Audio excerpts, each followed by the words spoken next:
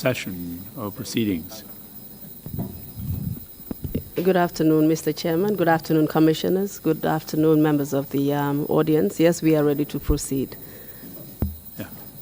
Can you get the witness, please? Can we please have the witness on the screen, please? Oh. Good afternoon, Mr. Witness. Can you hear me? Yeah, I can hear you. Okay, very well. Welcome to the commission, and thank you for honoring our invitation for you to testify today. Before we start, I would just like to affirm you, since you are not in the jurisdiction of the Gambia, you cannot be sworn. So if you can just please repeat after me. Sure. I affirm. I affirm. Please state your names. Musa Saidykhan. I affirm that I will tell the truth. I affirm that I will tell the whole truth. The whole truth. And nothing but the truth. Nothing but the truth.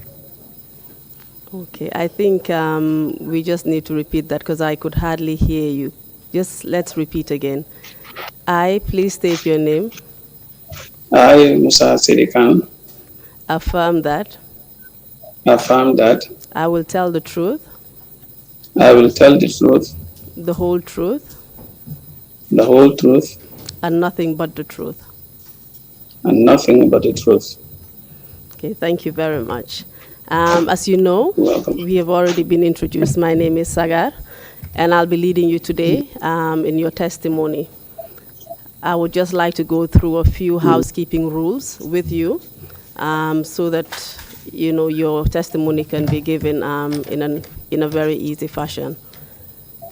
Okay. Just remember to take things slow whilst you talk to us so that the interpreters will be able to follow your testimony because they will be translating, they will be interpreting your testimony into the different local languages. I'd like to remind you that you have a duty to tell the truth at all times. And I'd like to provide you with an overview of the different topics that we will cover today. We will briefly go through your biographical information, including your personal details, your educational background, your professional background, and some of the newspapers that you worked with, like the Daily Observer newspaper and the Independent. However, we will not focus on those elements of your testimony. What we will focus on is your arrest and detention in 2005, as well as a subsequent arrest, detention, and torture that you experienced in 2006 at the NIA. We will then look at the impact this has had on your life, and commissioners will have an opportunity to question you, and then you'll be given an opportunity to say a final word to the Gambian public. Is that clear? Okay. Yes, clear. Okay. Are you ready to proceed with your testimony? Yeah, I am. Kindly give us your full names. Musa Saidykhan. Where do you live? I currently live in Grand Rapids, Michigan, United States. And where are you originally from? I was born in Jara, Kanikunda. And where is Jara Kanikunda found? In Jara West, Lower River region. And what is your profession? Can you please repeat your answer?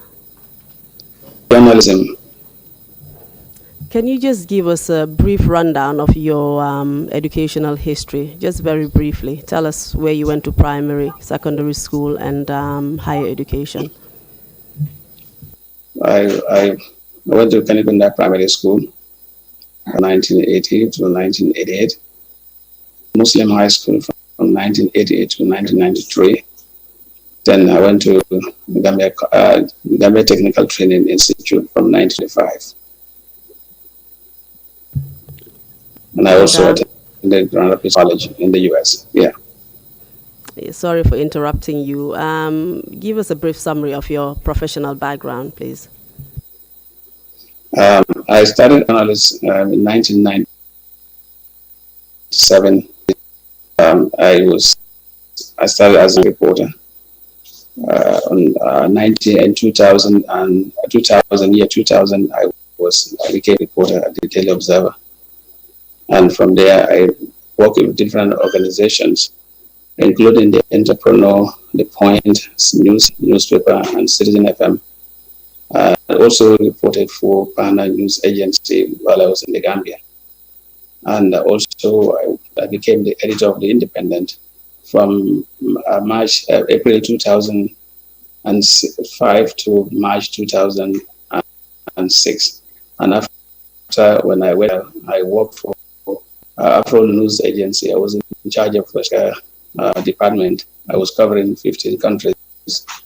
And I also did a research on laws while I was in Dakar. Also in the diaspora, with the help of other colleagues, when we found that our country needed help, even though we had wounds to heal, we still believed that we need to give back to our country. We came together to do our activism in a different format. That is to create online newspapers and radio. I edited Kibaro News, and later we founded Cairo News. So that is my background as a journalist. And it is correct that you currently are working with the Kibaru News right now as we speak? No, Cairo News. I serve as the editor of Cairo News and Radio. Very well. Do you have any professional qualifications as a journalist? Yeah, I did a lot of trainings while I was in the Gambia, also abroad. Yeah, I did a lot of courses in journalism. Yeah. And do you have any awards? Yeah, I in 2007 I won Helman Hamid Award. This award is for people who have been persecuted as a result of their writing. And I went for this award when I didn't even know. And later the same year also, I won the CNN African Journalist Award. I was nominated by the African Editor.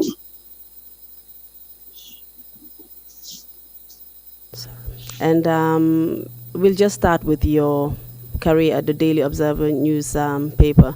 You've mentioned that you started your professional career at the Daily Observer newspaper. When was this? This was in 1997, October. And how long did you remain there? Observer until June 15, 2000. Can you please repeat your answer? We didn't get that. I was with the Observer until June 15, 2001. From 97 to June 15, 2001, I was with the Observer. Very well. And can you just tell us the different positions that you held when you started to the point that you actually remained there? Well, at Observer, at first, I started as a freelancer. And later, I became more attached to the sports department. I worked with Lamin Cham at the sports department. There was a time when he went on vacation, I would take over the sports. And also, at the point, this me as a utility staff reporter. That means wherever they feel necessary, they always lock me there. At one point, I was going to functions at State House. I was going to court. I was going to political. So basically, I was a general, reporter at the Observer until June 2015. Mm-hmm. Please go ahead.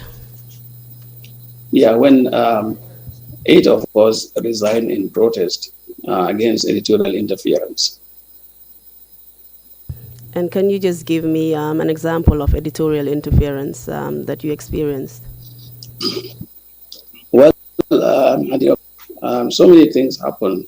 Number one, at some point we realized that Jammeh was never happy. Each time he put his picture alongside with any other person, including, for instance, you put his picture with Lamin Wajwara. So in his dictatorial mind, He believes that you are comparing him to that complaint was there, but that was not a major issue. The major issue was when the management decided that Lamin must not be making news simply because Lamin Juara, they see him as a firebrand musician. And also the other issue was that two of our reporters went to National Youth and one in Basay, and there was that the Observer published, and the management was not happy about the story. The story was there were some APRC talks in Basay who made sure that Western Union caps that were donated of whenever was those caps represent yellow, and yellow represents UDP symbol. So that story was published on the Daily Observer. So the management thought that those reporters who went to Basay were the ones who authored the story, but case. So those reporters were going to be, like, if I could remember, Ali Badra Sise and Pam were the two who went to Basay. So these compounded issues, because of them, we decided that the editorial department we have to resign in protest, because Buba Balde, when he became editor, when he became manager in 1990, he assured us that editorial interference would never take place, but now it is started. So we have to do something, and fast.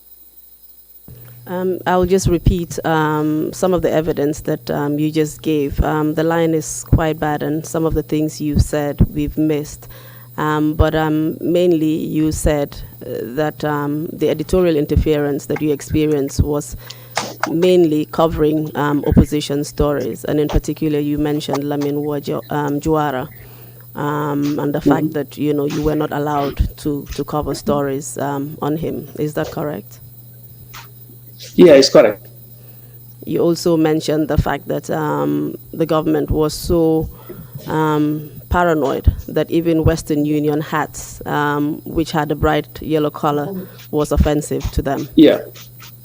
Okay, very well. Let's not, I really don't want to concentrate on your career at the Daily Observer newspapers. We have a lot of ground to cover in a very short period of time. So we'll move on to your career at the Independent, because when you left the Daily Observer newspaper, as you said in your professional experience, you did a bit of freelancing in between those years, and then you moved on to the Independent newspaper. And when was this? This was in March 2006 and 5. In April 2005, April.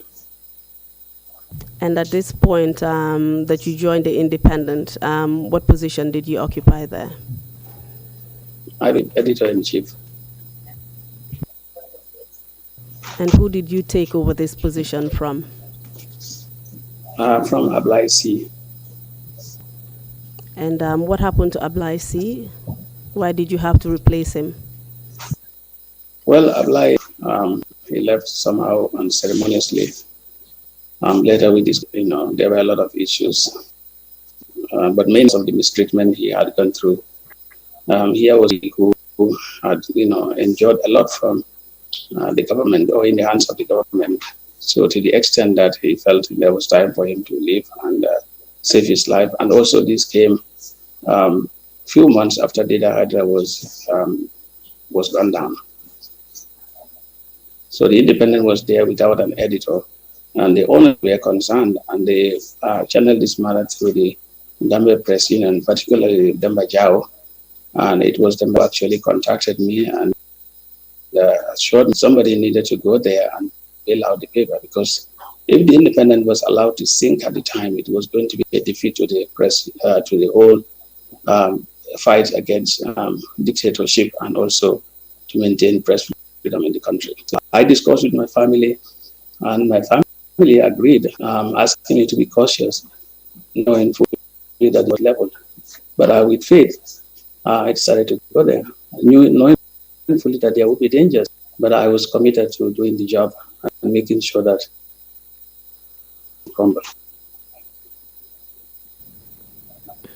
Hello, Mr. Saidykhan. We're actually missing some of the important things that you're saying. Can you hear me?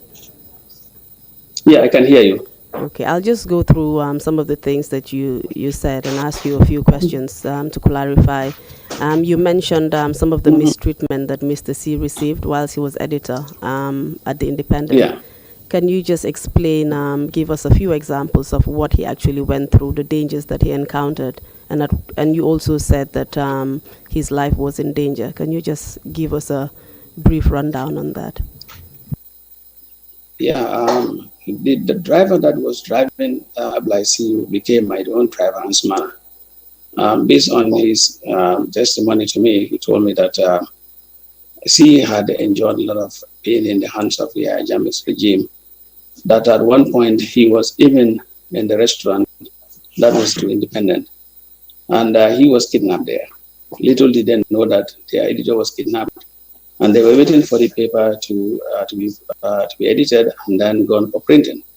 So later from the restaurant informing them that the editor was speaking, and he was left at the mercy of. Later he was left at the mercy of. So he was. I understood he had malaria. He almost lost his life. So also I understand that the family also was prevailing on him, just like all of us. So these were some of the accounts I had. So when he went, the Independent was somehow kind of in disarray because they needed somebody, help them out because they were also in the time. So I felt that somebody needed to go there and bail out. You mentioned that he was kidnapped. Can you tell us how he was kidnapped and by whom? They said, they came with him and bundled him inside the car and left with him while people were inside waiting for him to come and edit the paper and send the paper for printing. And do you know if anything happened to him whilst he was kidnapped? So they said he was taken to detention and he was left at the mercy of mosquitoes. And he later contracted malaria. You went on to explain the dangerous environment in which you worked at the Independent. Can you give us some examples of some of the personal experiences that you had? Just a few.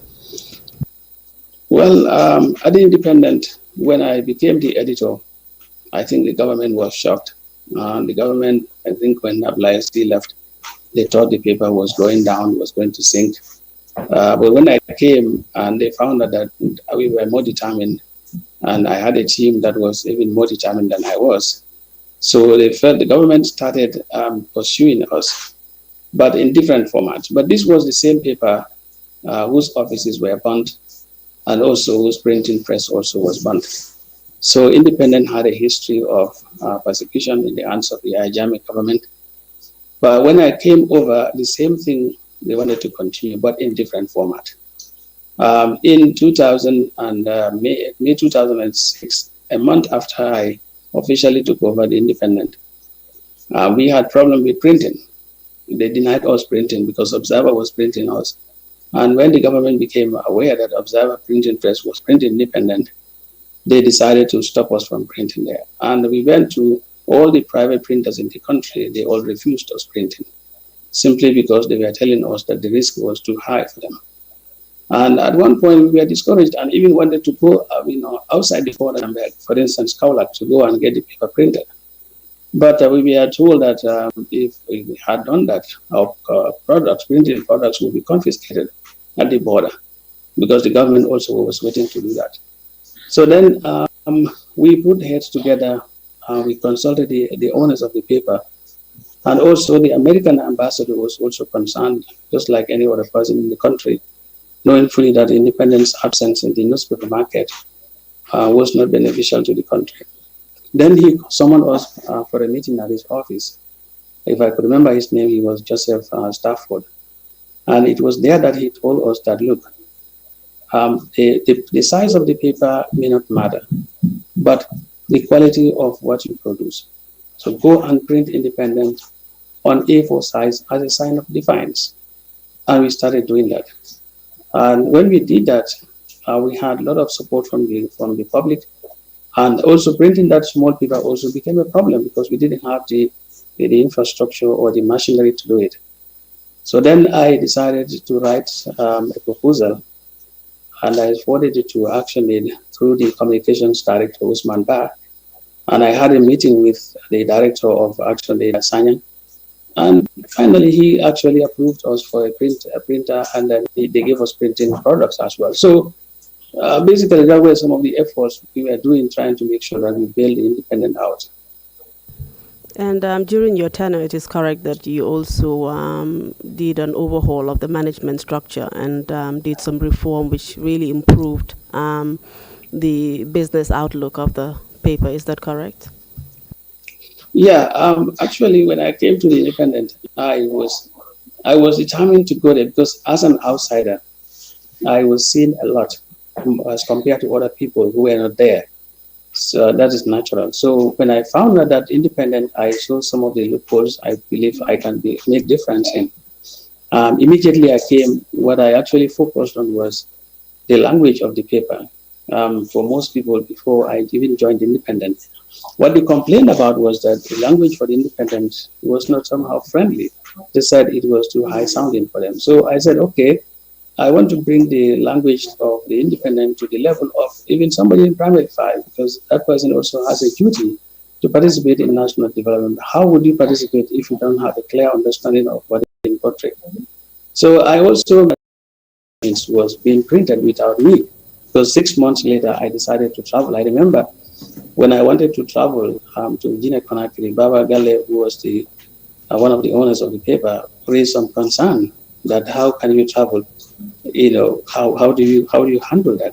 But I told him that already this was something that I had worked on, and I was happy that I was traveling and the paper was being printed, and that was the kind of difference I wanted to make. And I was happy that the team spirit that I was trying to put in the team had worked.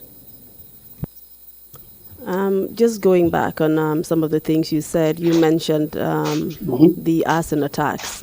It is also correct that several staff of the Independent were also illegally arrested and detained at various points. Is that correct? Oh yes. Independent had a history throughout. From the one Independent started, it had a history of persecution, history of arrest, history of torture of the staff. Independent had gone through everything. And what motivated you as a journalist to work not only for the Daily Observer but also for the Independent and to do the work that you did as a journalist, especially during those times when being a journalist in itself was a dangerous profession and it was a risk to your life? Well, my desire to become a journalist is simply because I wanted to correct injustice. I wanted to tell truth to power, and I also want to be the voice of the voiceless people. Because this was the time I found out that the community that I used to live, Fajikunda, a lot of events were happening there. They may be small, but they also were important. And I believe that my community also needed to be covered. And all these events will go unnoticed. So I said, okay, somebody also needed to do that. And I also found out that there were a lot of repressive activities going on in the country. For instance, my own brother was one of those who was physically malhandled in 2000 and 1996 at the Boba zone. He was one I'm of those sorry, who had a fracture. Mr. Witness, Mr. Mm-hmm. Saidykhan, Yeah. I'm sorry for interrupting you, but I've been Mm-hmm. told on several occasions that the Mandinka interpreters are finding it difficult to keep up with you. Oh, So if you oh, can just sorry. please take your time and Mm-hmm. go at a slower pace to keep up with them. Thank you. Okay. Yeah. What I was saying was that one reason why I became a journalist was I wanted to make sure that I became a voice of the voiceless people. I felt that my own community, where I used to live, Ajikunda, a lot of events happen there. Some of them may be minor, but they are important to those people, and they were not covered. And I also felt that there were a lot of things that were happening in the country. I see them as unjust. For instance, at the Governor Zone, my own brother was one of those people who had fracas with soldiers there. And this was somebody who was just a spectator when UDP was coming from the province with their envoy in September 2006 and 1996. So I felt that somebody needed to tell truth to power because the way I saw power being managed for me was not fair.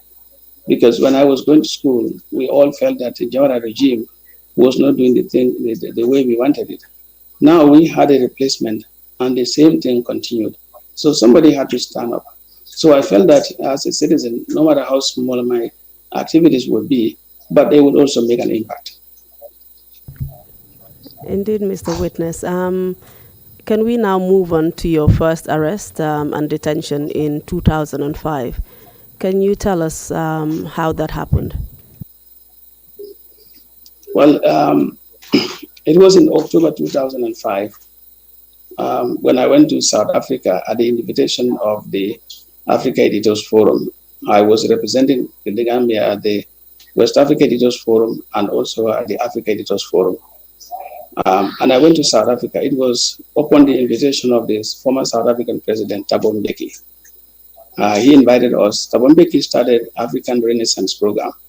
And the idea that he was trying to inject in African journalists was African stories needed to be covered by Africans. We have to own our own stories. If we don't, or we allow others to tell our own story, it will be a single story and it will not be perfectly told.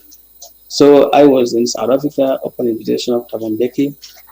And I went to Kempton Park on the very day of the conference, and I found this huge portrait of Deda Hydra. And being the only Gambian there, I looked at the portrait, I cried. Why do I cry? Because Deda was one of the pioneer founders of the Africa Editors Forum in 2003. Here we were there in 2005, 2 years later, launching the same product, the same baby that Deda Hydra contributed to the founding of. And Deda was missing. Why was he missing? Because soldier's bullet was, ripped through his hand.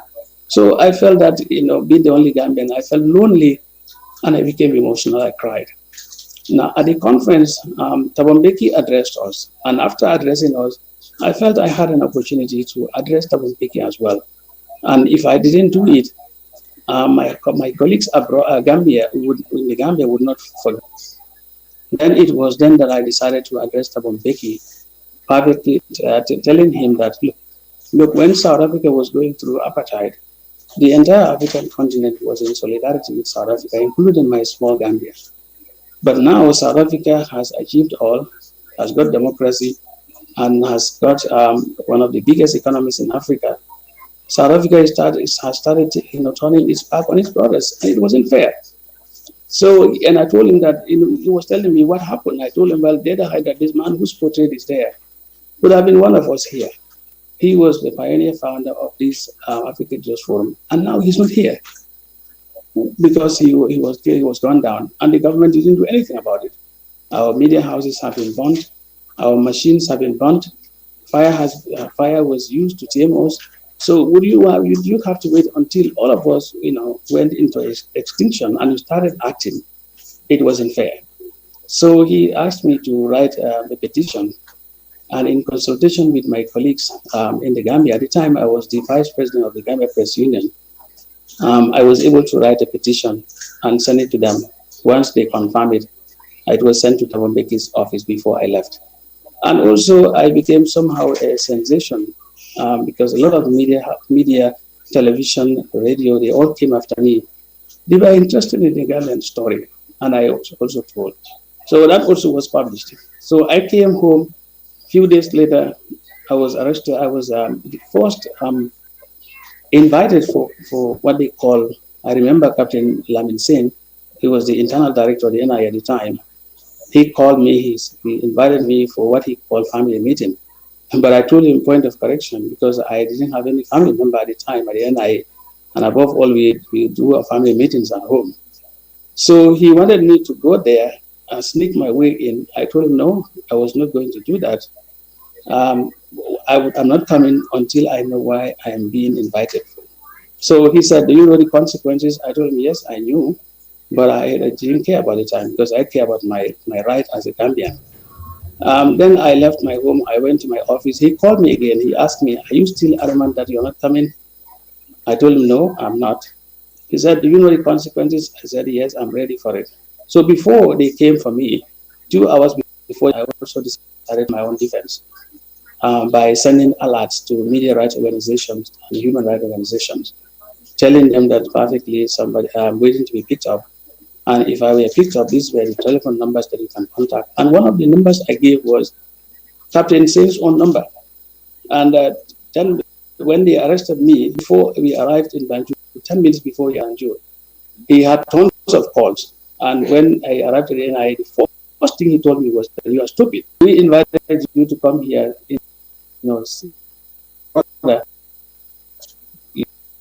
you refused to come. All these pressures coming. Pressures were making an impact. Sorry, Mr. Saidykhan, But we missed, some of the things that you were saying. I'll just go just a little bit back to recap. You knew that the consequences of not honoring an invitation by the NIA was that you would be arrested. Is that correct? yeah, I knew about those. Yeah. And also, just going back to your conference in South Africa, you said that you were asked to petition. Who was that petition going to be directed to, and through whom would it pass through? Well, I gave the president at the time of Africa Editors Forum, Matata said, who also happened to be a South African and was very close to Mbeki as well. So when I handed over the petition to him, he also forwarded it to South African president's office. But the petition was about Yahya Jammeh, that he was at the helm of affairs and he didn't do anything about all these things happening. So they were condoning, why? Because they were also involved. They were involved. They were the ones who were perpetrating the events. So you directly petitioned ex-President Yahya Jammeh? Yeah, ex-President Yahya Jammeh, yeah. And what was going through your mind, Mr. Saidykhan? I mean, you knew what the Gambian environment was. You knew the danger that you would be in if you criticized Jammeh much more directly, petition him, and you did not make your identity a secret. I mean, what was going through your mind? I would just like to know. Yeah, I was thinking that if all of us run away from the chicken, there won't be any food. Somebody has to go there, allow his or her hand to be burnt for others to eat. So I felt that I shouldn't be selfish, even if I had to lose my life, but I have to make an impact. And also probably by taking that action, I may be saving lives. It was my belief that actually drove me to do that. All right. Some would say that was suicidal, Mr. Saidykhan, at that point. Yeah, it can be, but journalism cannot go without risk. There is no profession in this world that is without risk. Even becoming a lawyer in other countries is a risk. But like life is all about risk. And sometimes you have to take risk. Just follow your heart. Sometimes that's what I believe in. Okay, that is commendable, Mr. Saidykhan. Can we just move on to what happened after you were arrested? You said it was Captain Sen, the Director of Internal Affairs at the NIA, who actually invited you.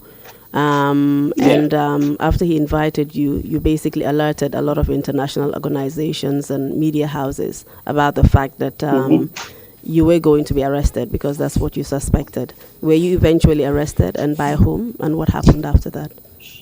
Yeah, I was arrested by a team of four NIA officers. They came with a tinted glass vehicle. They whisked me inside the vehicle. At the gate of the NIA, they seized all my belongings, my phone and personal belongings. And also they took me through several rooms. Some of the rooms we didn't do anything. Some of the rooms they just took photo of me. And then they finally, escorted me to Captain Sen's office. And at the office there, he brought, surprisingly, he brought a cupboard. And the cupboard was full of the past independent. And specifically, he was going through the independent pages. And he was telling me how dangerous the independent was at the time. And also he said, he asked, why would I go to South Africa and petition Jammeh there? And that was meant, he called me a traitor. He said that was purposely meant for you to go there and actually, implant seeds of discord and contempt between Jammeh and Mbeki. And he also told me that, do you know that South Africa has more pressing issues than the Gambia? For instance, South Africa has problem of crime that they could not take care of, AIDS and drugs. So why would you go to South Africa and petition the Gambia? But I told him, well, I was driven by the desire that if there is a problem, there needs to be a solution. But he didn't take that lightly. And After 4 hours of marathon interrogation, during which my nationality and that of my wife was questioned, and they told me that we knew that originally you came from Kudatoro. I told them, but I have written that several times. I never shied away from that. My ancestors came from northern Senegal. That was probably 400 years ago. So if I were qualified to be a Gambian, I didn't see anyone who was qualified. And after 4 hours of marathon interrogation, I was let go, and I was asked to come the following day. And at night, I remember around 10 p.m., there was a call from South African President's office. They were concerned, and it was then that I knew that it was Tabambeki who prevailed on Yahya Jammeh to release me that very night, because the call I received the caller was asking whether I was safe and whether my family also was safe, and whether they could actually evacuate me and my family so that we could be in peace, because they were concerned that what happened to them could have happened to me. But I told them, no, the situation didn't reach to that level. So the following day, I came, I was only cautioned. I was asked to do away with media activism, because they said what I did in South Africa was not proper journalism. It was media activism, basically trying to go to South Africa with the whole purpose of trying to embarrass Yahya Jammeh. So they said, if I want to be in peace, let me just leave that kind of journalism. So I was let go, and I was never asked to report. Okay, Mr. Witness, it seems you had friends in very high places. Yeah, I do. Very well. Let's just go back and look at some of the things that you said whilst you were being questioned by Captain Sen. You mentioned that he had a whole cupboard full of various issues of the independent newspaper, various old past publications, I would assume. Yeah. Can you tell us why he had those papers and why he was going through them in your presence? Well, he was trying to prove a point that the Independent was dangerous. But I didn't see any danger in what the Independent was reporting, because this was the time also he raised concern about the killing or the execution of over 50 West African nationals, including 44 Ghanaians. And this was a story that the Independent covered a lot. And also, there was a story on Sana Sabali, because Sana Sabali also did a story on the Independent. He wrote the story, and we serialized it. And he was telling me that Independent was so dangerous. But I also proved a point that Independent was just doing the job. As journalists, our role is not to judge, but to present what the public needs. And it's the duty of the public to judge whatever we do. And we do it in a very careful and professional manner, because we are also Gambians.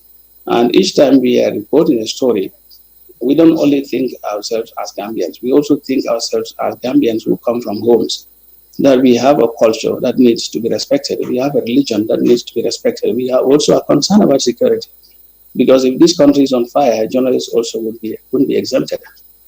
But they didn't see it that way. So basically, he was trying to prove a point, trying to make me guilty that this is what Independent has been doing, and this is what the country is feeling. But basically, it was Yahya Jammeh who was feeling the pain, not us. You mentioned also the fact that your nationality and that of your wife was also questioned. This has been the strategy of the authorities, obviously, in many instances at the Independent and also with other journalists and papers where various staff members had their nationalities questioned. But in your particular case, can you give us any other reasons why they questioned your nationality? Well, they want to prove a point that because if they declared me a non-Gambian, then they can prove a point that, okay, this is why he's misbehaving, because they see my action as misbehavior. But I was only offering service to the country. So that's why they're trying to prove a point that, okay, he's doing this because he has a foreign background or he's a foreigner. I think basically that's what they do. So you were seen as basically unpatriotic, and that if you were a true citizen of the soil, you would not be critical of the government. Right. Also, just to give a summary of perhaps what the perception of the authorities were then, Not only, did you actually petition the ex-president then, Jammeh, and you had the audacity to do something like that, but also you were editor-in-chief of the Independent at a time when various offending publications came out critical of the government, and you were also the editor-in-chief, when at a time when the Independent really was considered a thorn in the flesh of the government. Is that correct? Yeah, right. It was. So Yeah. it is correct to assume that you were under the radar of the government at this point. Oh, absolutely. From October 2005 to March 2006, I had known that my life, I could have lost my life anytime, any moment. But I also put in place my own precautions because I am always security conscious as well. So what happened actually was that between 2005 October to March 2006, the government had done everything humanly possible trying to penetrate the independent. They failed. For instance, they sent people there to come there for industrial attachment, but we knew that they were going to be implanted there. And what I did was I didn't reject them outright. I just asked them to write a story about their own life and why they want to come here for industrial attachment. And one of them, I remember, he said he came from the University of the Gambia, and he was studying politics. And I told him, well, why didn't you go to Foria or APRC or UDP? Because we are not a political entity. And then, I asked him to come a week later. Before he came, I did my own research. And when he came, I told him that, do you know that the deputy registrar at the University of the Gambia was my teacher?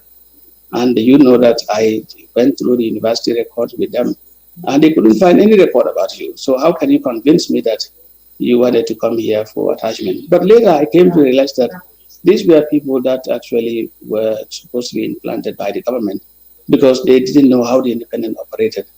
And they want to have some people within us so that they can be able to infiltrate us. And the other strategy they used was they wanted to use some nice girls so that when they came to see me in private, they can just create a crime. Like NIA will be around the shop within the vicinity of the independent, and they will send these young girls to come and seduce me. But me, I was always very careful, very cautious. Each time, some people like them come, they want to see me in private. I always call my secretary to come and take the minutes. They felt uncomfortable. And they always tell me, oh, we wanted to see you in private. Why do you call a secretary? I also, well, but if this is a public office, so if you want to see me in private, come to my home. So you did not fall in the trap of these beautiful girls, Mr. Saidykhan? No, I didn't. That's I more than didn't. can And be said even for eating many at the men, I restaurant, would say. I was concerned. Even eating at a restaurant, I was not doing it because all was to put some precautions because I knew the type of government we were operating with. Very well, thank you. So after your first arrest,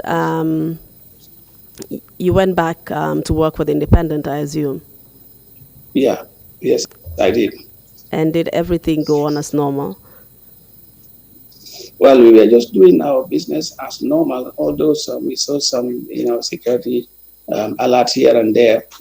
And surprisingly, sometimes even the former NIA director, the late Daba Marina, would call me and give me some tips. So I was thankful to people like him. Some people within the security forces, they will call me and give me some tips because they all told me that you are a young man, you have a future ahead of you, we love you, we don't want you to fall into trouble.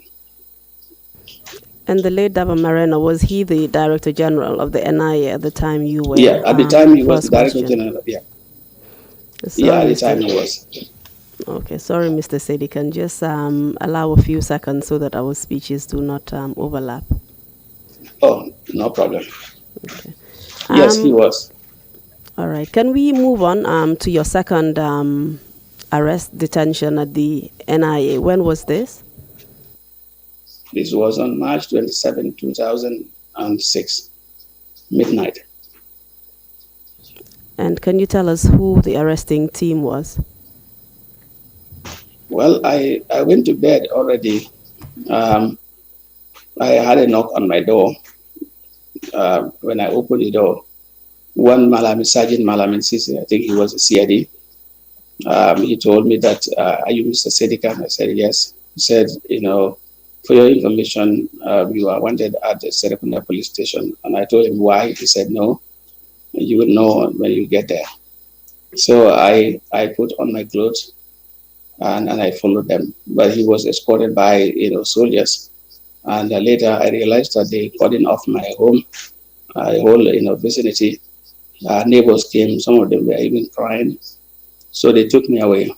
Basically, it was about 8 of them. It was a combined security force because I could see within them paramilitary were there with guns, soldiers were within them with camouflage, and also police, CID also with them. So they took me to paramilitary headquarters in Kanifing. And there we spent 1 hour. They put me in detention, kind of, because it was in the reception, but there was a soldier who was there with me with the gun, and they told me to wait. They went inside. Security, I could see security chiefs, they came, they all went inside and discussed among themselves. And after 1 hour, Malami came back and told me, Musa, I was, instructed to take you to the NIA. How about that? I told him, but I think you should have told me that earlier on so that I could get prepared because I'm not prepared for Banjul. Because Banjul, NIA is at the coast and the weather is not friendly at it. It was cold. He told me, but he didn't have a choice. So he took me to the NIA and then dumped me. I remember when we went to the NIA at the gate, we found somebody who happened to be somehow kind of related because we came from the same Ijara. He came from Soma. I came from Kanikunda. So he told me his name was, if I remember, Al Diba. So they took me to his cell. And I remember he actually brought in a mosquito coil, a mosquito repellent, but that was not helpful at all because mosquitoes in Banjul were hungry at the time. Mr. Witness, let's just go back a little bit. Preceding your arrest, what were the kind of publications that you were actually printing out at the Independent? Well, at the time of my arrest, we actually published a story on the coup. The government said they purportedly foiled the coup, which was at an advanced stage. And the aftermath of the coup saw a wave of arrest of security and civilians. Sorry to interrupt. What coup are you referring to? March 24th, 2006. And who was that? Who led that coup? Well, allegedly masterminded by the former Lieutenant Colonel Ndur Cham. Okay, please go on. Yeah, so when we published the story of the coup, and we also named a list of people, we also listed people who were arrested, and also families not aware that they were arrested. So Independent, we investigated the story and then published it. And we published the story. I remember, I think 2 days later, they came to my home and arrested me. And can you just tell us what the publication was? Yeah, I think it was about March. I remember March 25th, around 24th or 25th. I couldn't remember exactly the date, but around that, because we had several publications. We published one story on the 23rd, and we published another one around 25th. And I was picked up on the 27th. Can you tell us about the two publications you've mentioned, the one around the 23rd and the one around the 25th? Just give us a brief summary of what those publications were about. Well, the one for the 23rd was basically about the coup. That is the government's version of the story. But the one for the 25th was our own version, the one that we investigated. Because normally government will come with their own story, right, their own press release. But that won't stop journalists from going ahead and dig into the story. So the 25th one was our own story.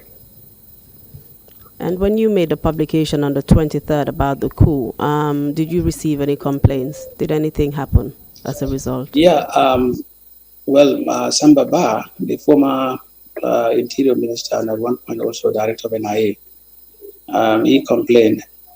He said we actually listed him among those who was arrested and that he was not arrested.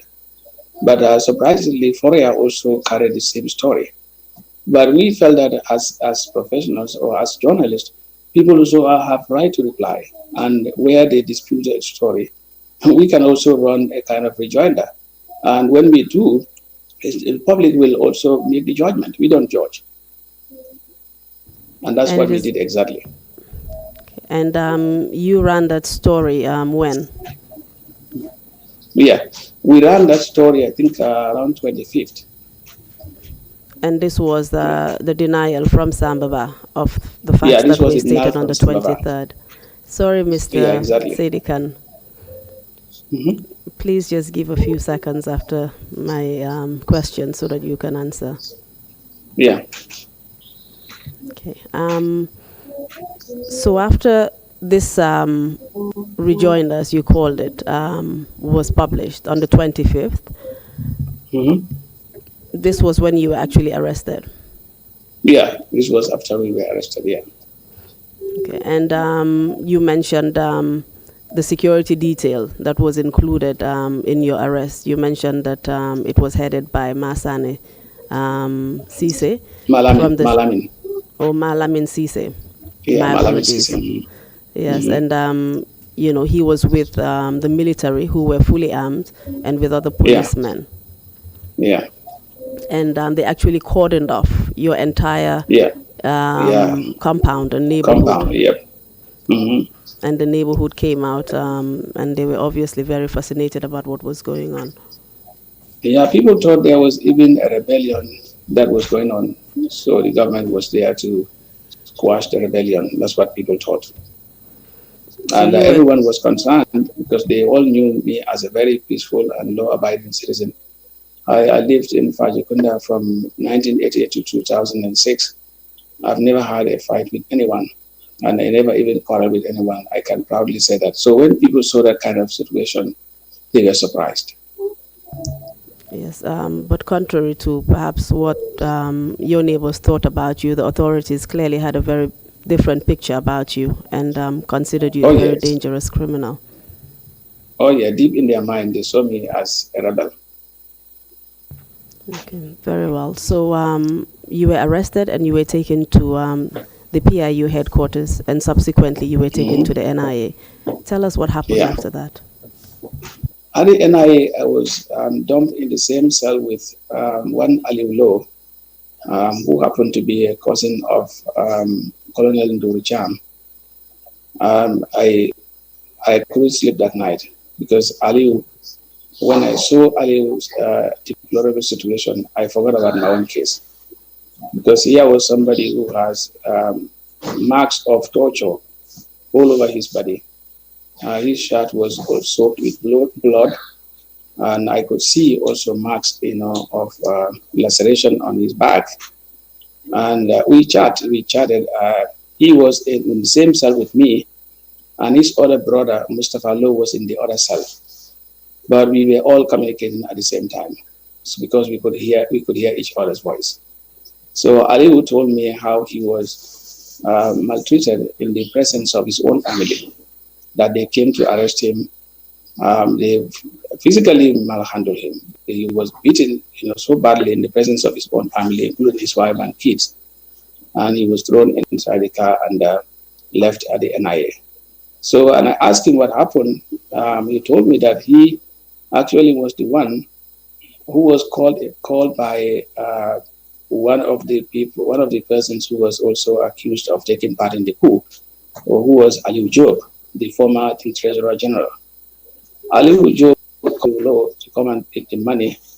So Ali Low took the money to Nduri Cham so that Nduri Cham could escape to Think Farado or United Think Farado, where Mustafa Low lived at the time. So when Ali Job was arrested, I think he named Ali Low. So that was how Ali Low also ended up being arrested. And what subsequently happened to them? Well, the following day, they came and took both of them out. I remember they took Mustafa Law first, and Tungul Tamba came with heavy artillery. He was with machine gun and others. He actually was telling Mustafa Law to tell them where the kind of shirt or clothing Duricham was wearing. Otherwise, he was going to dig his own graveyard. So I thought that was going to be the last day for him. And then when they took them, I think perhaps for a conference to the conference room, they brought in Ali Low. Ali Low, I think, spent over 2 hours in that cell where Mustafa Low was. Then later they came and took Ali Low out, and then brought in Tamsi Jase. Tamsi Jase was the former deputy director of immigration. That was the last time I saw them. Can we just have a point of clarification? When you went into the cell, you met Aliu Lo there. Yeah. But you've just mentioned another Aliu Lo who replaced Mustafa. No, Mustafa. It was Aliu Job. Aliu Job. Very well. I believe it was a mistake. Yeah. Yes, Yeah, it was Aliu Job. It was Aliu Job. Yeah. And you said it was Tumbul Tamba who actually came to collect Mustafa Lo from the cells and take him up to the conference room. Tumbul asked me about my names, and I told him, and he told me, and I told him I don't know, and he asked me, "What are you? What is your profession?" And I told him I was a journalist. He said that you knew why you're here, and he started his threats. He was telling me that you people will go and comment about the country, but you'll find out why you're here. Then he left. And do you know whether the different people you mentioned who were detained in that cell were actually being investigated by a panel of investigators? And do you know what for? Well, I think it's all about the coup. It was all in relation to the coup because according to Mustafa Lo, when he hosted Ndur Cham in his home, I think for almost a week, Ndur, he was the one who actually was running errands for Ndur.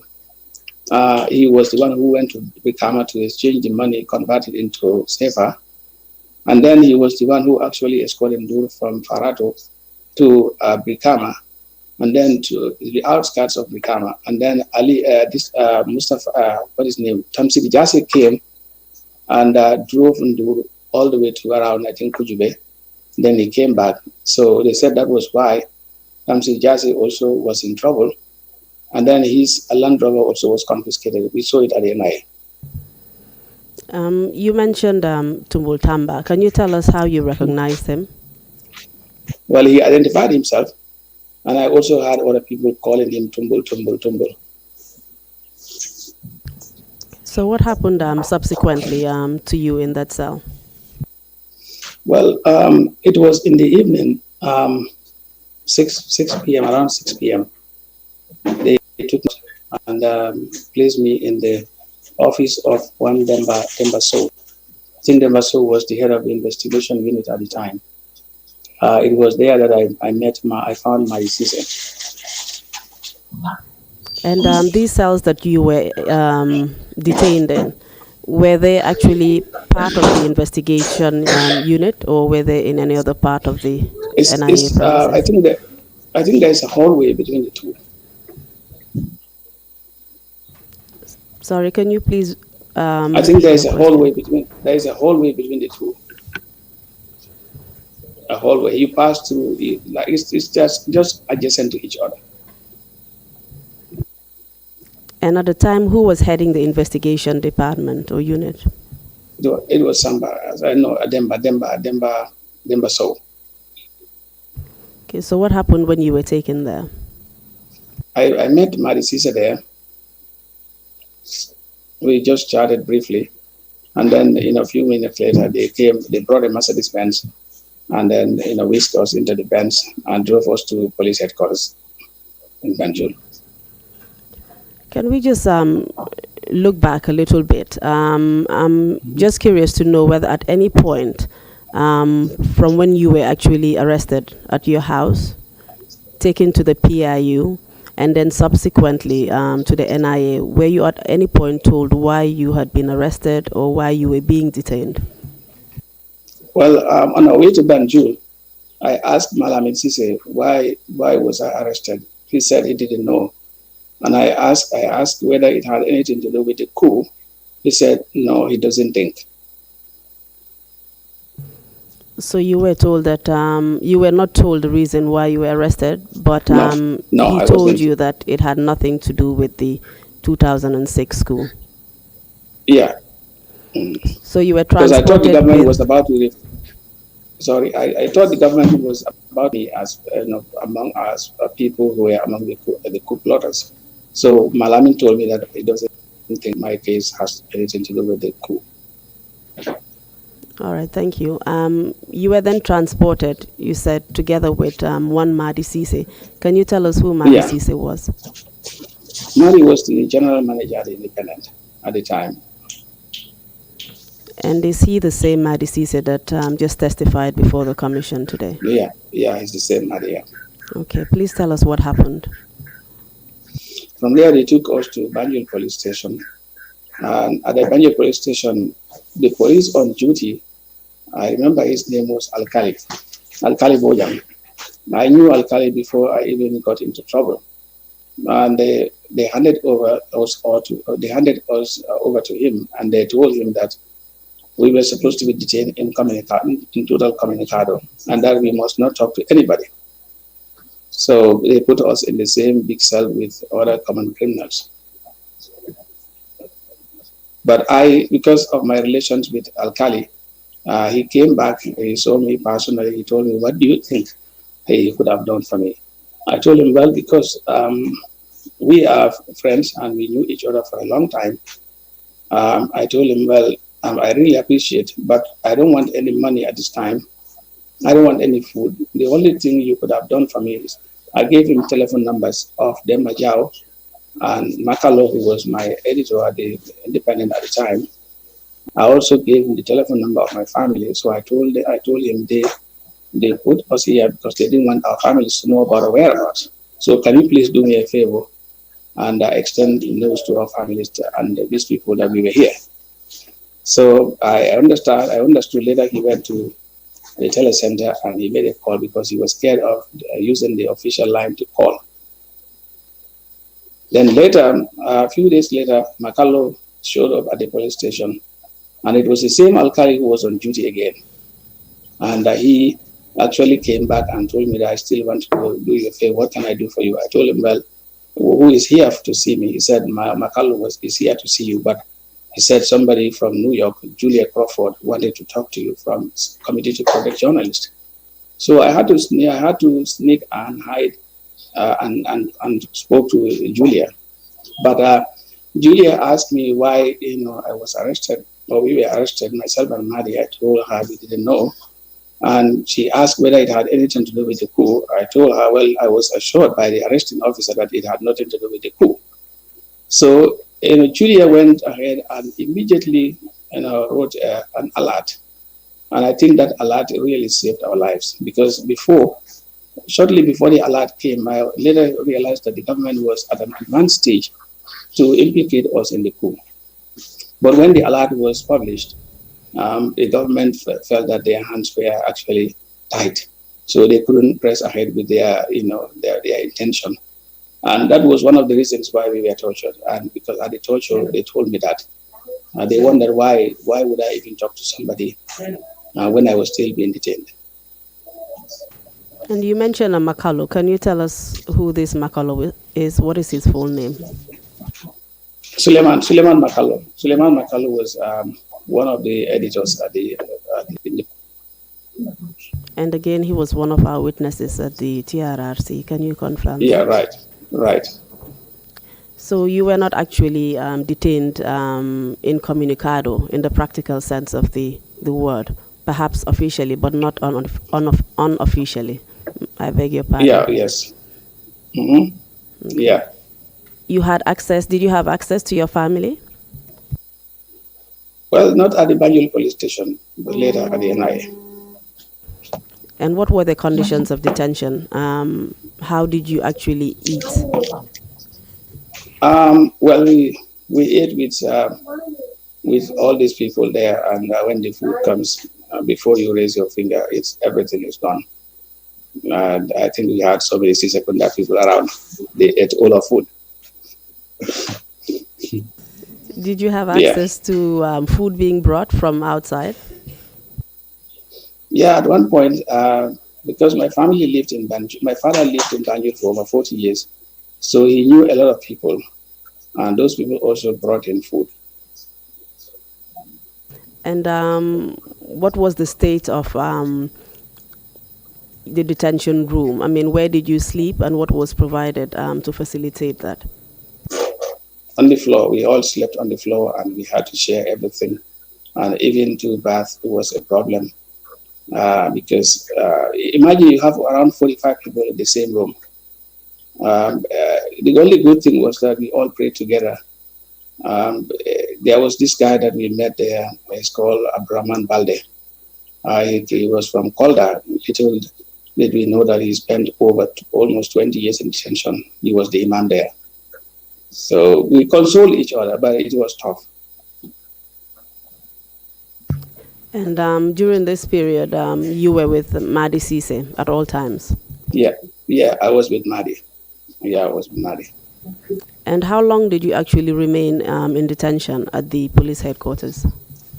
I could remember, I think around 5 days. I remember it was on a Friday. They called us to the deputy police chief's office, who actually inquired why we were there, because he had information that there were two journalists who were detained at the Banjul police, but he didn't know why. So he asked us why we were there, and we told him that we were there because we didn't know why we were there, and then this is not where we're supposed to be. So he told us that he was going to make some calls. Then later he came back to say that before the end of the day, he will be released. And then a few hours later, the bands that actually drove us to the NIA, I think the same bands came back, and the NIA told us to pack all our belongings. We thought we were going to be released, and then we were whisked into the Mercedes Benz and driven to the NIA. And did you later come to know what happened to some of the detainees you were with at the headquarters in Banjul, including this Abdurrahman Balde that you mentioned, who had been detained for, you said, almost 20 years or so? No, we didn't know. What actually I did was despite having my own problem, I actually was written. I was writing their stories, about their stories. There were these two Ghanaian boys who actually told me that they were found, peeing or urinating around State House, and they were also picked up, and they were arrested for almost 4 years, and they were never taken, to the court. So we found out that all these stories, each of these people have a story to tell, and they were never, they never appeared before any court of law. They were denied due process. So I documented all those stories. It almost felt an exercise book. I thought, after I was released, I was going to pounce on those stories. But when I was taken back to the NIA, they searched my belongings and found out those notes. They were more upset with me because they thought, why wouldn't I focus on my own problem? Why would I focus on other people's problem? So according to what you found in Banjul, I mean, what was the number of people who were illegally detained or unlawfully detained compared to perhaps those who had been legally charged with offenses? Well, none of them actually appeared before the court of law. There was only one boy who actually told me that he was in Mile 2 before. He was in Pitama. He actually had a fight with somebody that he used to play with. He just pushed him to the ground, and incidentally he died. So he said he was in Mile 2, and later they brought him to the police headquarters. But he was never charged with any crime. So none of them was charged with a crime. But the number is around 45, if I could remember. So all these 45 people were all being detained illegally? Illegally, yeah. Right. That is very interesting. Mr. Saidykhan, can we move on to what happened after you entered the Mercedes-Benz with Madi Cisse? Yeah, they took us to the NIA and searched our belongings and confiscated, all the things that they wanted to confiscate. And then, took us back to cell. We were put in different cells again. And we spent there some days. I remember, I think 4 or 5 days. Then the former director of NIA, I remember at the time it was Sambu, what is the first name? Forget about the first name, but his last name is Sambu. He was the one who actually came, Sorry, and wouldn't it be Harry Sambu? Harry Sambu, right. Harry Sambu came and inquired, asking why we were there. And we told him, well, we were at the hands of the NIA, so the NIA should have known better. So he came back and said, okay, I'll find out. Then Captain Sen, again, invited us for questioning. During the course of that questioning, he too told us that he didn't know why we were detained. And he really, this time, felt sympathetic to us. The only guy who was not sympathetic to us at the time was Ngorosek, because he came, he was nicely dressed. He was asking somebody to brew China green tea or attire for him. And all of a sudden, he came and asked, in the middle of our conversation, why we were there. And when he was told that we are journalists, and he started apportioning blame on us, blaming us for setting the country on fire, that we didn't know the country we are about to set on fire is our own country. But we didn't respond. And then apparently a few days later, the same Goroseka also was arrested. And then he also was brought to the NIA. So we have seen it all. But Captain Sen, that day, he asked us, he told us, you people must not be detained here, arbitrarily like that, without appearing before any court of law and without knowing why you were arrested. So he ordered the NIA to put us in light detention. And then also he ordered them also to allow us to have a shower, because at the time we were not having a shower. And then also there was this guy called Drame. Drame, I always call him uncle because my mother's last name is Drame. I think it's Ibu Drame. He actually provided Holy Quran to me when he knew that I can recite the Quran. He brought the Holy Quran for me. And he also, gave money to the NIA to do attire for us. And we had to shower. Sorry for interrupting you. You can complete your sentence. Yeah, I said, and we had shower as well. All right. After so many days. And this was all part of the light detention you mentioned. Yeah, before they allowed us to go to light detention, that very day, night, they allowed us to have shower first. And we showered. And light detention is opposed to hard detention, I assume? Well, they are totally different, because when they detain you in hard detention, that means they burglar-proof you 4 times, because you have to go through 3 different gates before you reach to the detention center in the hard detention. So, which means if there was fire, before even the NIA security who usually will be at the reception, the distance between the two, if there was a fire or even a failure of whatever, before they arrived there, all of you would have been dead. But the light detention is different, because the light detention is basically you are at the reception. You remain there, you lay down there, they bring mattress, you sleep there. But in the hard detention, you sleep on the concrete floor. And they also give you a bucket, to use as a human waste. You mentioned Ngor. Who was Ngor? Mm-hmm.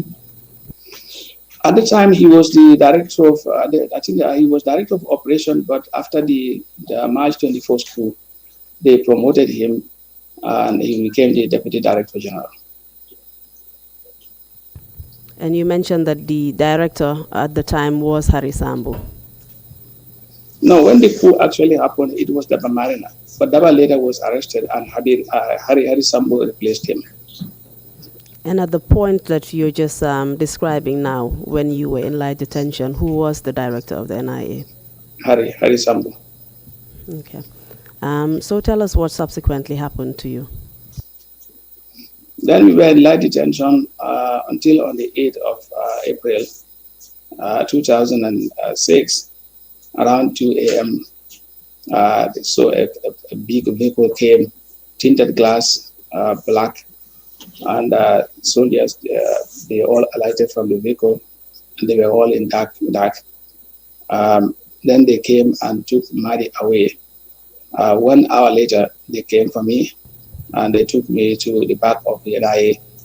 I went through the hallway, and at the back, they told me that Madi was already, killed, that it was my turn. And then they started the torture.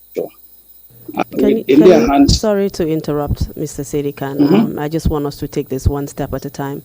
Can you tell us who actually came to collect Madi Cisse and subsequently you? It's the same people who, they are soldiers. Later we came to understand that they came from State House, that they came from the President's personal protection. They were headed by Musa Jammeh and Tumbul Tamba. Was this group known by any particular name? Well, people call them different names. They call them Black, they call them Junglers. But what I know was that they were headed by Musa Jammeh and Tumbul Tamba. And the other soldiers, how many of them were there? About 8. About 8 of them came. And did you recognize any one of them? And Musa. Yeah, Tumbul and Musa. Otherwise, I didn't recognize any of them. All of them kept telling me, in Mandinka, Mbading. So he could either be from Jara or he knows me. I didn't know, because they were all dressed, they actually were in mask. So they didn't give us a chance to know them. But I knew Musa because I knew his voice, and also Tumbul Tamba. And they also identified themselves. And who was Musa Jammeh? Musa Jammeh was the head of the personal protection to Yahya Jammeh.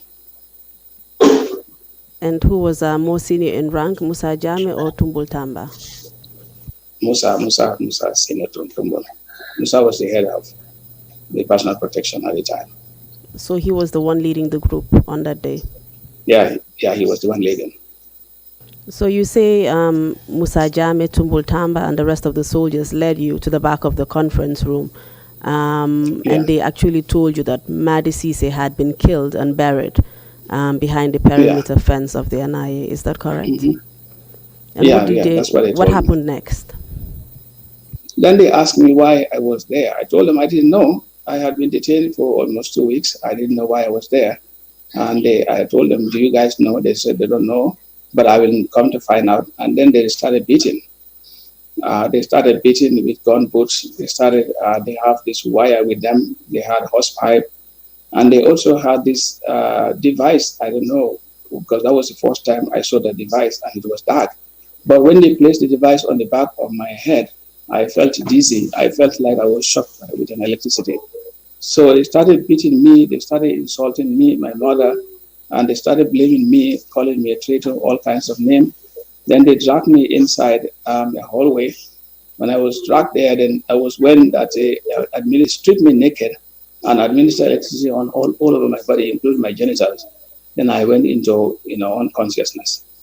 Okay, can we stop there, Mr. Saidykhan, and just go back a little bit so that I can see clarification on certain things? Who actually was beating you? All of them were beating me. Musa was coordinating, but I didn't see him beat me. But all the 7 were beating me, all of them. And what were they using to beat you, and where were they beating you on your body? Every part of my body. They were using hose pipe.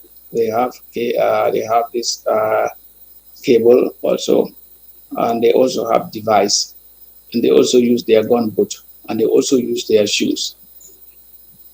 And before they started before they started to beat you, did they ask you to do anything in particular? Yeah, they asked me to tell them why I was there, and I didn't know. I told them I didn't know why I was there. and Were they you get fully upset. clothed whilst they were beating you? Yeah, yeah, at the time they were beating me, I was fully clothed, but they torn my clothes apart and then they stripped me naked and administered electricity all over my body, including my genitals. Then I went into coma. So you said they started beating you. And in what position were you when they were actually beating you?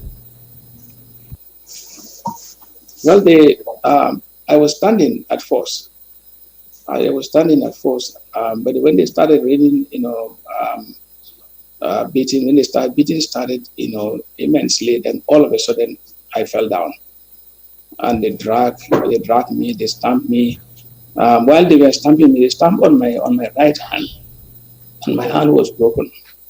Like 3 times, it was broken. Your hand was broken in 3 places. Is that what you Yeah, said? in 3 places. Yeah, in 3 places. Yeah, And that was a my right result hand. of soldiers basically stamping on your hand. Yeah, stamping on my hand. Hmm. So they stamped on your Yeah. hand until it broke in 3 places. Yeah, in 3 places. I could hear crack, crack, crack. The bones, I could hear them. And you said they also dragged you on the floor. What was the surface of the floor like? It was concrete floor. They dragged me on it, and as a result, I had bruises or marks all over my body. And then they didn't stop there. They also used bayonet to do a strike on my. If you can see, there is still a mark here. I've been going through dermatology, treatment, but it's still there. It is still not escaping. So they strike here, and they also said they deliberately broke my hands because my problem was my hand and my mouth. So they wanted to set an example. So they stabbed you with a bayonet on your right jaw. The bayonet, yeah, And they said the reason they did that was that the problem was with your mouth, and that is why they stabbed you. And yeah, the reason they broke your hand was that because the problem was always with your hand too. yeah. And what did they mean by that? That the problem was with your hand and with your mouth? Well, they said because what I write is always, kind of dangerous, and what I talk with my mouth is not something that other journalists were doing. I told them, but I was basically doing the same thing. So they were not happy because they said I went to South Africa and used my mouth, and I didn't stop there. I also used my hand to write a petition. And so they were going to destroy your hand and your mouth, which were Yeah. basically also the tools of your profession. Is that correct? Well, the goal was to paralyze me indefinitely so that I would not become a journalist again, because the only tools I have as a journalist are my mouth and my hand.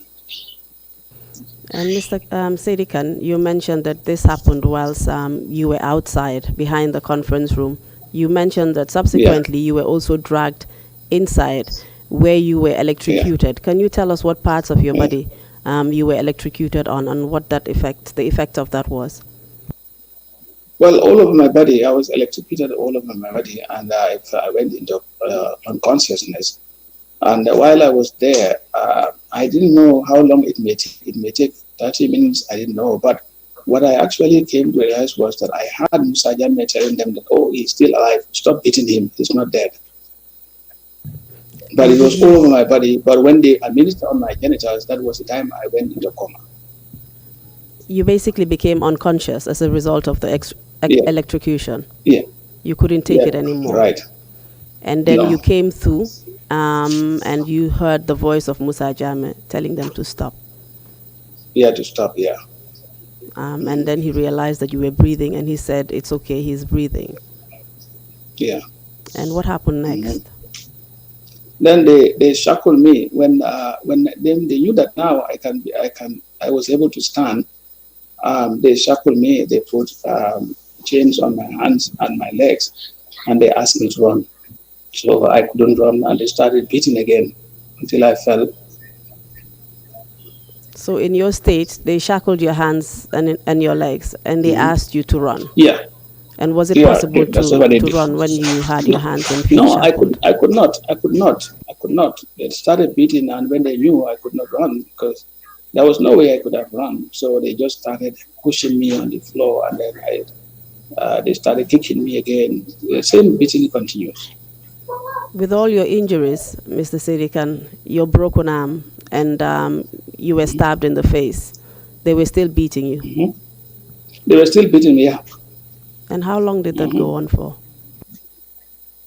Well, it's about 1 hour because the whole session took around 1 hour, if I could remember. Although at the time it was difficult to track time, especially in that kind of difficult situation.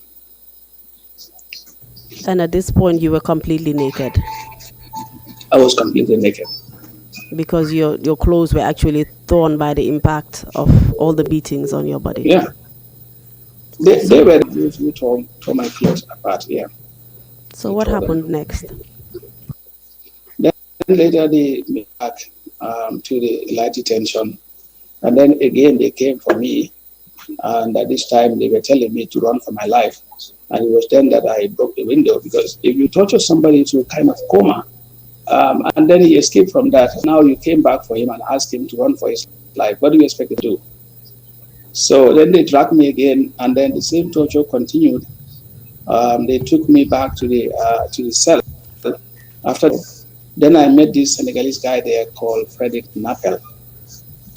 Napel was drug enforcement officer in Senegal. His mother passed away in Casamance, and he was on his way to Casamance. He founded some drugs with some people, but he actually he has his pistol. And then there is I think security agreement between the Gambia and Senegal that each time the high-ranking security officials were going to each of the countries, they can go ahead with their pistol. So the man was arrested, I think around Farafenni, he was arrested. When he was arrested, because it was in the aftermath of the coup, and Yahya Jammeh was trying to look for a smoking gun, any little piece that will link Senegal to the coup. So then they arrested Napel, and then he was paraded on television, and the story was bandied around saying that, oh, this guy he was the one who was part of the coup, just to justify that Senegal was part of the coup. So when I met Napel in the cell, he really felt sympathetic about my plight. He was crying the whole night. And that was because of the condition you were in. Yeah, because of the condition I was in, because I couldn't stand, I couldn't sit, and my hand was swollen. There were beatings all over my body, and my shirt, the shirt underneath me, the white shirt was so full of blood. So Nabel could not stand it because he was telling me that I never knew that Gambians could do this to their own Gambians because we always see Gambia as very peaceful people. Okay. Let's just go back to the second session of your torture. I would just like to get more details from you. You mentioned the first session. Yeah. Where your arm was actually broken. You had a bayonet stab on your right jaw, and your whole body was lacerated with the beatings that you received from the soldiers, and you electrocuted on your genitals and other parts of your body. And after all of this, you said you were taken back to your detention cell, and then they brought you out again for a second session of torture. Is that correct? Yeah. Yeah, because they said I was the problem. They said Madi was involved because of me. Because if I had stopped the story from being published, Madi wouldn't have been a problem. And Lamin Fati also wouldn't have been a problem. Lamin Fati was the author of the story. So they said because of that, and also my problem also, they said was aggravated by the fact that I went to South Africa and I petitioned Jammeh, and I continue to be a rebel at the Independent. And at this point, did you see Madi, or did you hear anything about Madi? Remember, you had told us that you assumed he had been killed because that's what the soldiers told you. Yeah, it was later. It was later that I knew that Madi was not killed. That they were trying to play on my psyche or my brain. They were trying to hide brain me. Yeah, they were just trying to destroy my mindset. So when did you later realize that Madi was still alive? It was 1 hour after the torture that when I was brought back, I knew that Madi was not killed, and we started talking about what we went through. And what did he tell you about what he had experienced? The same thing that I experienced. Yeah, basically the same thing. What But about he his? didn't. What he didn't tell me was that he was not stripped off, and that he was not electrocuted. That part I didn't hear that from him.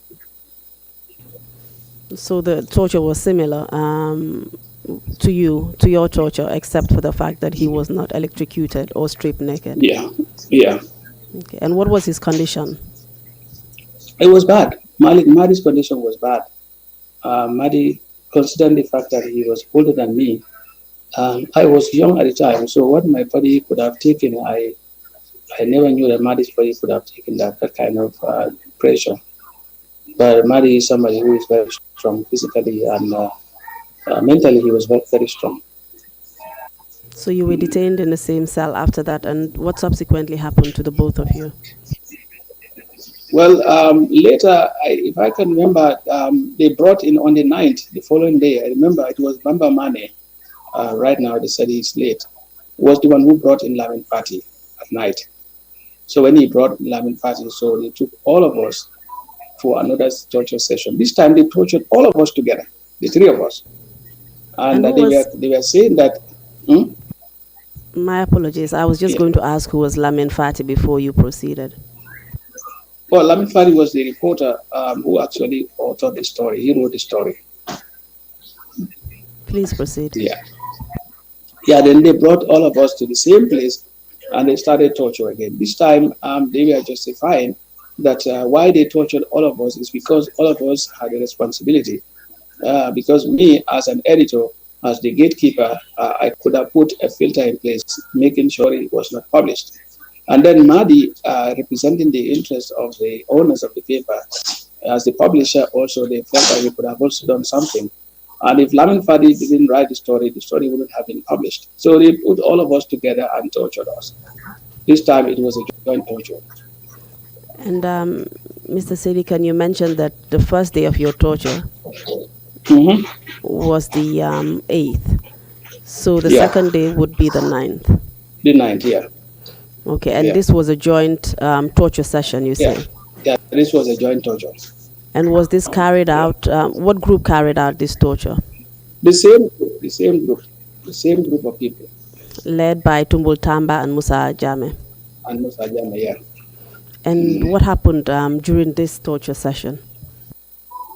They started the same beating. They did everything that they did the first time. The only thing they didn't do was to strip us naked and then, shock us with electricity. And you were still nursing your former wounds?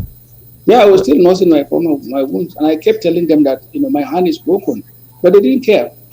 They didn't Were, care, and mhm. were they beating you on your broken hand? Oh yeah, they were beating me all over. I have seen everything. The pain, the amount of pain I endured. I have nothing would kill me anymore. And what happened to the others? They did the same thing to them, and then later they took us back to the light detention. And then the NIA officers, I really, really commended them.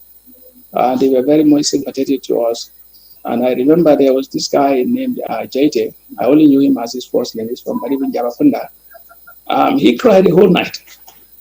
He was crying the whole night, and he called Nuseka. Nuseka at the time was the deputy director of NIA. And he was telling him that he didn't understand why this was happening. When Black Kujabi was the director general of NIA, Musa Jammeh was not mad enough with his boys to come here and torture their detainees at the NIA. So he didn't know why he was doing that. So I understood when Nurseka told him that he didn't have any powers. Musa Jammeh has supreme powers. He does whatever he State House wants him to do. So then the same Jaiti called Mahmoud Hydra. And Hydra came to bail us out. Hydra came and prevailed on Musa and others to leave us. And since that day, they never tortured us again. But the NIA also, Sorry, go ahead. Can I continue? Yeah, the NIA also, Abla Suare, he is a real Gambian. Despite all the risk, he took his own money. He bought Shia border, Karite. He bought it, and he was massaging all of our body at night. He waited until everywhere is quiet, knowing fully that he would be in trouble. He would massage our whole body and stretch us, and that actually helped. And he also spoke to the NIA management to make sure that they take care of my hands. And they brought in one double O Jabang.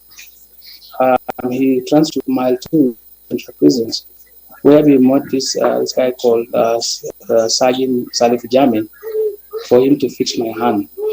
And, unfortunately, he couldn't do it properly. So my hand was hanging until I was released. So they had to break my hand 3 times to fix it back after I was released. You said they had to break your hands 3 times before Yeah, three they times. would fix it? Because the guy fixed it and it was not fixed properly. So after I was released, my family took me to Latrikunda Savage. There was this guy who actually broke my hand because my hand was not properly fixed. So he had to put it back. I thought I was going to, I had seen everything. So not only had you to endure the breaking of your hand first time by your torturers, but in order to fix your hand, they had to break it again, and you had to go through the same pain. Oh yes, same pain, excruciating pain. And you were tortured on 3 separate occasions, Mr. Saidykhan, is that correct? Yeah. Okay. So what subsequently happened after all of your torture? After all that, I understood they wanted to release us, but they were somehow scared to release us. Knowing that I had this wound, my hand was hanging, and also there was the bayonet mark on my cheek or my jaw.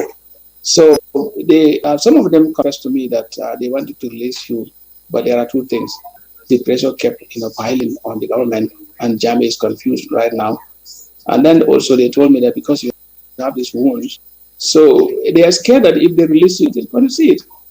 But they didn't have a choice until finally on the 20th of April, when they took us to a conference hall. The former interior minister, he was the IG at the time, Usman Sonko came, and then also Lantom Bongtamba, I remember also, and other security chiefs. And then they also asked us to tell them what we have, what will be our final words, and then they advised us to be law abiding, that there was a security in the country, emergency security situation in the country, and they had to round up people of all categories, that they don't have any personal agenda to trample on the media. Then they released us, and then my brother of the same father bailed me out with a passport. They said, okay, you can be reporting every 2 weeks, every week twice. I have been reporting twice for almost 3 weeks. Then all of a sudden, one particular day, it was on the 13th, that I received a call from 2 very prominent Gambians. They all told me 30 minutes, and that one came the heart of the NIA.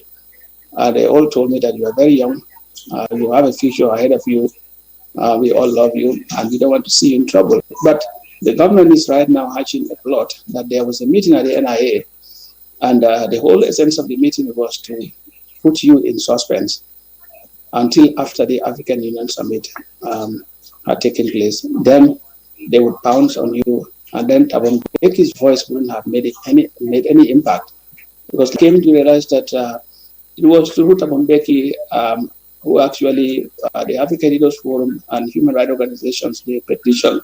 They wrote a dossier and sent it to Thabo Mbeki, asking him to prevail in my case. So Thabo Mbeki was putting a lot of pressures on Yahya Jammeh, and at one point he even threatened Jammeh that if I was not released from detention, South Africa was not going to participate. He was not going to attend the African Union Summit. And then South Africa, at a particular year, I think they gave over 500,000 euro to the Gambia as their own contribution.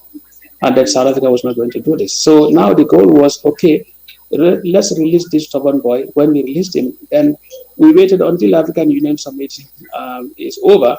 Then we pounced on him. Then Thabo Mbeki's voice wouldn't have made any impact.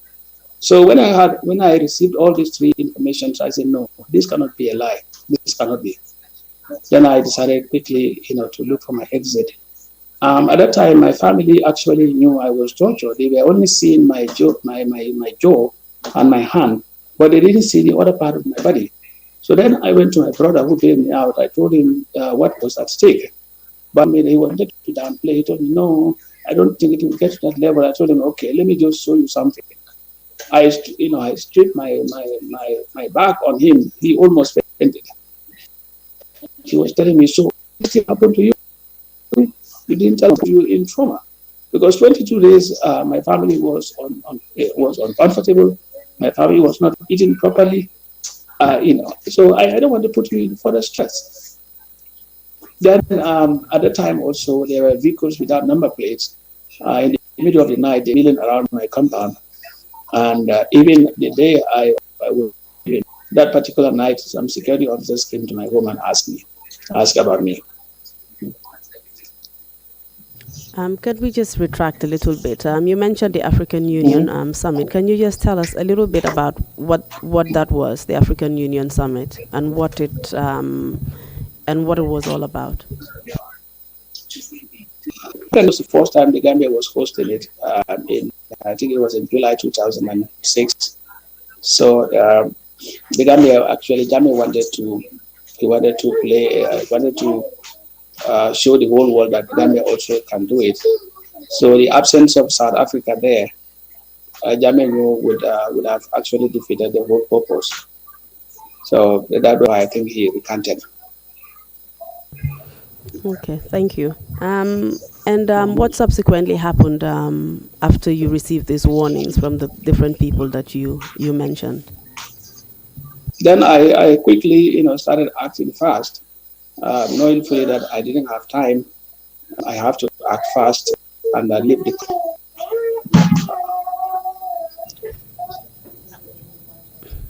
Can you please repeat your answer, Mr. Saidykhan? Sorry, I was. No, I said I had to act fast and leave the country with my wife, knowing fully that we didn't have time.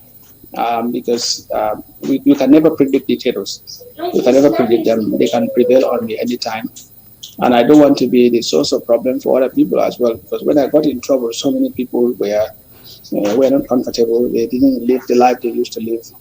So life was never the same for me. So I didn't want it to be the same for others. Okay, before we and move also on, the other problem. Yeah, sorry, Mr. Saidykhan. Before we move on, I just wanted to ask you whether you had sent us any pictures on the state of your body after you were tortured. Yeah, I did. Okay. Yeah, I did. All right. I will just try and show you some of these pictures on the screen so that you can identify them. Are these some of the pictures you sent us? Yeah, they are mine. Okay, and this was the condition of your body after you had been tortured at the NIA in 2006? Right. Very well. Just hold on. I would like to make an application. Mr. Chairman, we would like to put in the record pictures of Mr. Saidykhan's condition and body after he had been tortured in 2006. We have 6 pictures actually of the condition of his body. We would like to put that as part of the record as exhibit 006A, B, C, 0064A, B, C, D, E, F, and G. Application granted. Thank you. Thank you very much. Proceed. Okay, please proceed, Mr. Saidykhan, and just keep in mind that we're almost out of time. If we can just go through this a little bit quickly. Thank you. Yeah, after I was released, before I left the country, I had gone to so many doctors in the country. But apparently none of them was bold enough to conduct an examination, let alone issue me medical certificate. There was one an independent tribe in Banjul who was very plain to me. He truthfully told me that no doctor would be able to cure you, even issue medical certificate. And he was even in a haste for me to leave his office. And I asked him why. He said because there was a particular incident that happened in 2000, I think, when Dumo Sawa and others were accused of taking part in a coup plot. And while diversion, the doctor told me that one of the detainees is Brian Barrow, who was actually tortured and lost two of his teeth. And then there was a doctor that found examination on that teeth, and later had to run for his life. So he told me that all the doctors in the country borrowed a cue from that. So he gave me painkillers and asked me to leave. So I had not, I didn't get medical attention in the country until I left the Gambia. And when did you subsequently receive medical attention? Well, it was in Dakar that I left. I had medical attention. It was in June 2006. There was this. I went to Amnesty International office in Dakar. They referred me to the board, the chairman of the board, Amnesty board, meaning the chairman of the medical board, who happened to be one Dr. Jallo Job. He's the head of hospital fund. So Dr. Job conducted the examination on me, and he almost cried because he himself was a victim of torture. He told me he was limping because they detained him and his brother during the summer time, and his brother died in prison because of the activism. So he was paralyzed because of that. So he gave me a lot of courage. He too was surprised that I went through the same, and he told me that if it was in the French jurisdiction, he said all those people who tortured you will be behind bars. So he issued me a medical certificate. So you eventually left the shores of the Gambia and you traveled to Senegal, is that correct? Yeah, I left the Gambia. My wife was 6 months pregnant at the time. We had to leave quickly. We went through Casamance, Ziganchor, boarded a ship there. That took us 2 days, 48 hours before we landed in Senegal. And in Senegal, we were grateful to Ibrahim Asila, the current Minister of Information, who actually hosted us, Ibrahim and the wife. And how long did that journey take from Gambia to Senegal?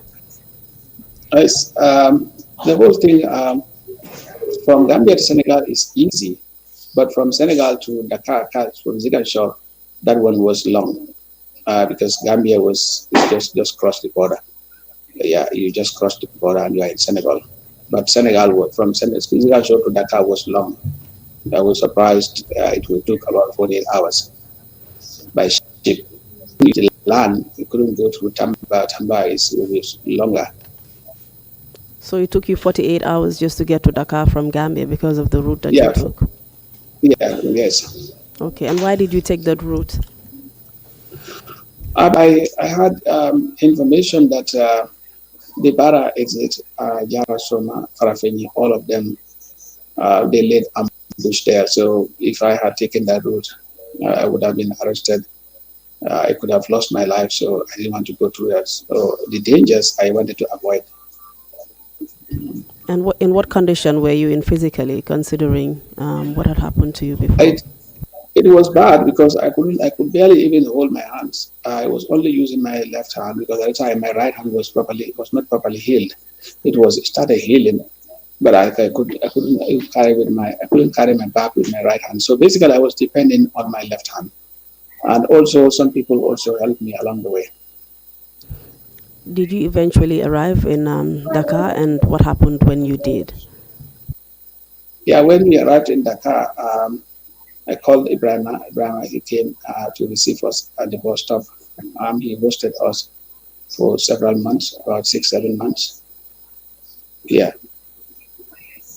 And then also, while I was in Dakar, I sought for asylum in Dakar because I was concerned about the safety, especially the kind of stories I heard from the people I found there, that there was a time that refugees, I think 2 of them disappeared in Dakar. And what eventually happened in Dakar after you sought asylum? Did you in any way make a complaint against the authorities in the Gambia about your treatment? Yes, I did, because I did in my asylum. I put my case in, and I also substantiated with pictures And then also, I also raised concern about the plight of my family, especially my brother, who actually bailed me out, because this was the time the police kept calling him, trying to scare him so that he would produce me. And as a result, did you do anything to seek legal redress rather? Yes, I did. I did. I actually prepared my case with the help of a friend, because at the time I could barely type. When my case was written, we sent it to Foundation for West Africa. Partly because I went, to seek legal redress for the way I was treated, in an unfair manner. And I felt that I was denied justice, because I felt if I had broken any law, I should have been taken to the court. But I was never taken before any court of law, and I was brutally tortured. And I also don't want other people to go through it, and for the government to know that whatever they do, there are consequences attached to it. So you basically filed a case against the government of the Gambia for breaching your human rights. Yeah, I did. Where did you Yes, actually I file did. the suit? At the ECOWAS Community Court of Justice in Abuja. The case, I remember, was admitted on the 19th of November 2007. And what was the outcome of that case? Well, the first court, I won in 2010. The government of the Gambia at the time, under Yahya Jammeh, appealed against my case. And when they appealed, they lost. That was in 2012. But I went to Abuja twice to testify. So the judgment of the case in the first instance still stands? Yeah, it still stands. And that the government was supposed to compensate me $200,000 for what I had gone through. They were supposed to compensate you with an amount of $200,000. Yeah. And has the government since then compensated you? No, they didn't comply. They didn't. And then they have not been fair to me, because when the new government came in, the journalists asked the president. This was one of the first questions I remember that was put to him, and he categorically told them that he was going to make sure that they comply with the judgments. Personally, and also with the help of Media Foundation for West Africa, the GPU, my lawyer, our Musa Saidykhan, they all tried to prevail on the government to see how best they can be able to settle it in a very amicable manner. But it looks like the government is not ready to comply, and I can say it publicly, because the Solicitor General, I think, was the problem. Because at first, when Media Foundation representative came from Accra, our Musa Saidykhan was there, my brother was there, who was representing my interest. And the Solicitor General, what he them was that the government would only provide $1 million, which is less than even one eighth of the figure. And I understood that he was asked to put it in writing. But he knew that if he had done that, probably the lawyer would use that to go and in court. He didn't do that. And then he created a big silence for so many months. About 9 months later, he wrote again to say that, okay, this time we are offering you $50,000. And the rest of the compensation can be channeled through the TRRC. I was so upset, because I replied and said, why would you do that? Because why would you bundle my case into PRC? They are not even connected. This is something that has been adjudicated and decided by the court of law. So if you fail to come to court and make that bail out Sorry, the Gambia. Mr. Saidykhan, you're just breaking there a little bit. Sorry for Yeah. cutting you off. Who is the Solicitor General right currently? General Marina. And I he's think the he's the person one. you're referring to. Yeah, it's the person I'm referring to. He said now the government is offering to pay $50,000, and then the rest of the money can be channeled through the TRRC. I was upset, because why would he suggest that? Because my case and TRRC have nothing in common. My case is already adjudicated by court, and if they fail to comply, that means they are not respectful to ECOWAS court. And then in the letter, I even said that, okay, if I cannot get my rights as a Gambian, then I have right to seek for legal address, legal seek for legal matter, take it to the court or whatever. So then now understand that that issue they are not even taking that lightly. But I don't know what can we do as Gambians if this is what we fought for. We were saying that during the Yahya Jammeh regime we fought for people to have justice, and then in any country, if you don't have justice, what do? You go to court and seek legal redress. So if that is used as a threat, I don't know what it means, quite frankly. Thank you, Mr. Saidykhan. But it's correct to note that you are following up on this matter. Yeah, I am, and I am open to make negotiation.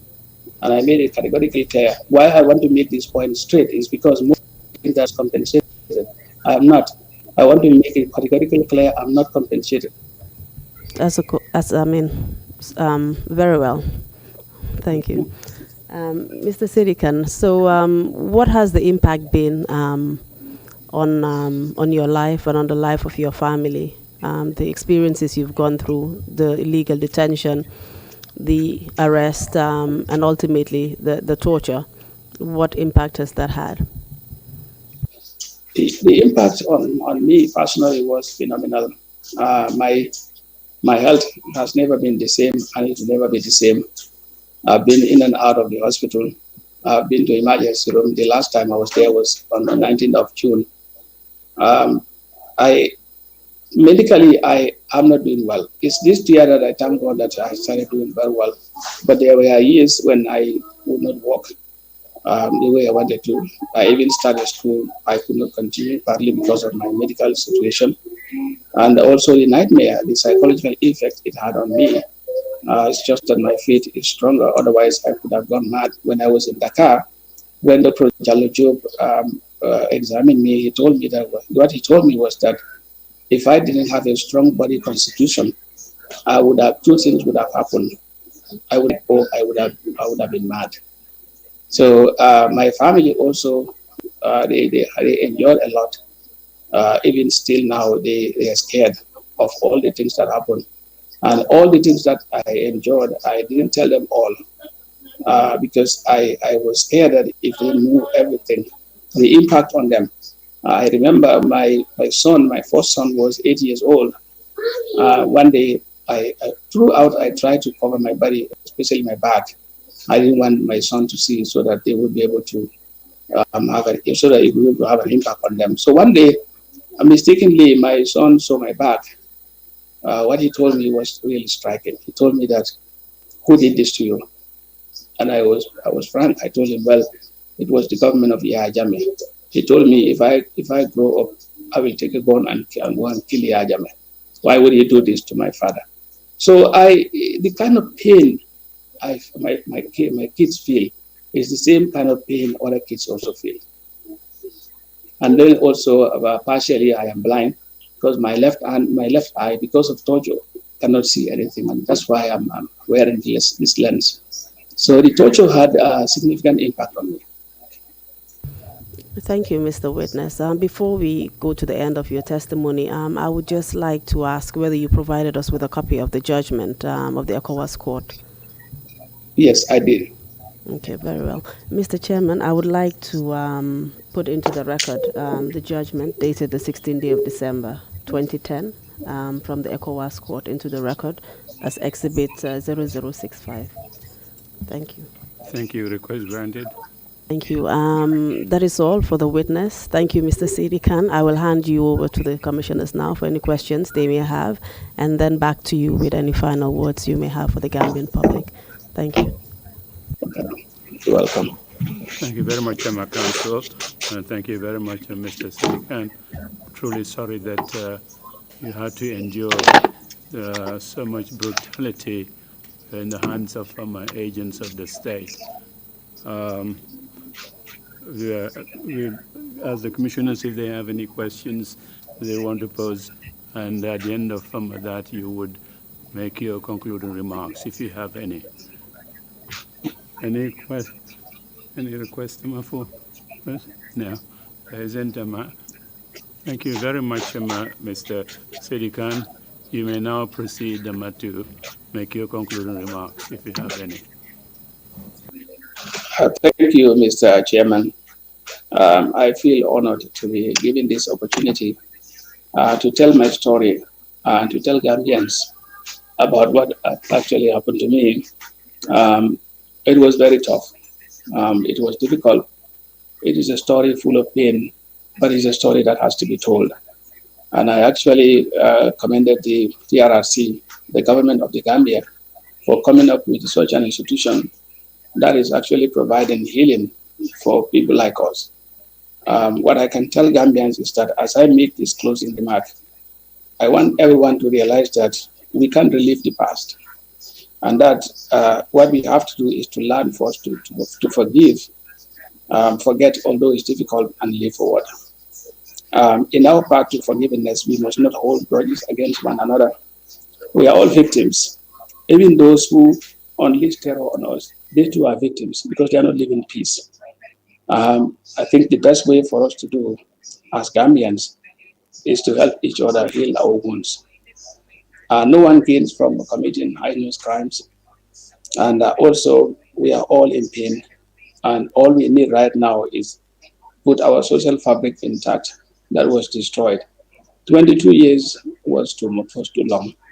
It was too painful. And what we went through, all the stories may not be told. But what we need is we have to forge a path for reconciliation. We have to reconcile, and we have to understand that what unites us as Gambians is more than what divides us. We must not use a tribe to divide us. We must not use religion or ethnicity. We are all under the same umbrella Gambia family. We have two choices to make: to either live in pieces, and I think all of us want to live in peace. We don't want to live in pieces. During the Jammeh regime, we were all living in pieces because nobody trusts her. You don't even trust your mother. You don't trust your father. Now those days are gone. Let's see them as just history, part of our history.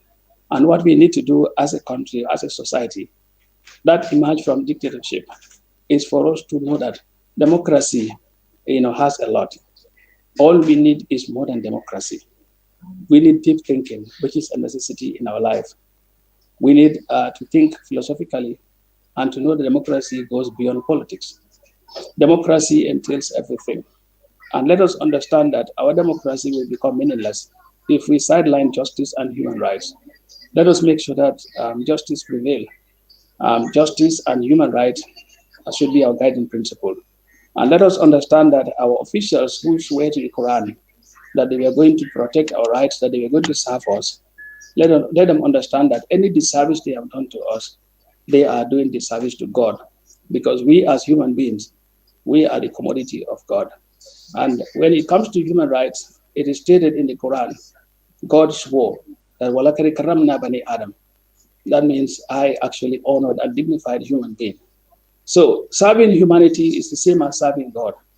Let us understand that let us all serve our country diligently and let us fight against corruption. Because the root cause of every problem we have is corruption. When we fight against corruption and defeat, we can have a society that we can be proud of. But we cannot call ourselves Muslims and call ourselves good Christians if we found ourselves to be corrupt. Let us when we came to this earth, human beings, the earth was pure, but it's the human being that made it impure. Let us make the Gambia pure. Let us build a Gambia that our kids can be proud of. Remember, we are setting history right now. All this will be taken for archive. But tomorrow our kids will learn about them and they will judge us. I think they have enough history. Let us not create another history that will put this country into turmoil. Let us rebuild our country and make sure that we all live in peace and smile. And we return back to the Gambia in the old Jawara days when we used to say Gambia no problem. When we used to go to bed without even shutting our doors, knowing fully that nobody was there to arrest you, or knowing fully that nobody was there to harm you. This is the Gambia we want. I thank you all. I am grateful to all the people who supported me, particularly Ibrahim Asila, who was very supportive to us. My friend, who is the head of, right now, the president of the Ahlul Bayt Foundation, Sheriff Mamina Hydra. I cannot conclude without naming him. And Absent, I cannot conclude without naming him. I cannot conclude without naming Hamad Ba. Personally, he knows what he had done for me when I was in trouble. I'm grateful to you. I'm grateful to the TRRC. I'm grateful to all the colleagues. My family, I'm grateful to. They have been very supportive, particularly my wife, my in-laws. I'm grateful to all Gambians. One thing I can assure is that whoever wronged me, I forgive them. I cannot live with pain. Failure to forgive means you are in pain. I cannot live in pain. I'm a free man. Thank you so much. I'm grateful. Thank you very much indeed. Those are very, very wise words that you have spoken. Very kind of you indeed. And quite impressed that notwithstanding the torture and the brutalities that you were enduring, that you must have maintained your good sense of humor with the Madi Cisse next to you, and you accused the other 41 Cisses eating a lot of food away from you. You didn't have anything for you. At least they maintained their Cisses. I couldn't resist the challenge that you really made. They maintained their last name Cisse. They never resorted to other things that the Saidykhan, Saidi Baz, Saidi Mburu, Saidi Yapa, Saidi Nyankatan, Saidi Mono, Saidi Yohos. You have all that there. They didn't do that. But thank you again so much for your testimony. You're very kind indeed. And we appreciate your testimony, Mr. Saidi Mburu. Mr. Saidykhan. Thank you so much. And we will meet again tomorrow morning at 10 o'clock. Thank you all very much. Meeting is adjourned.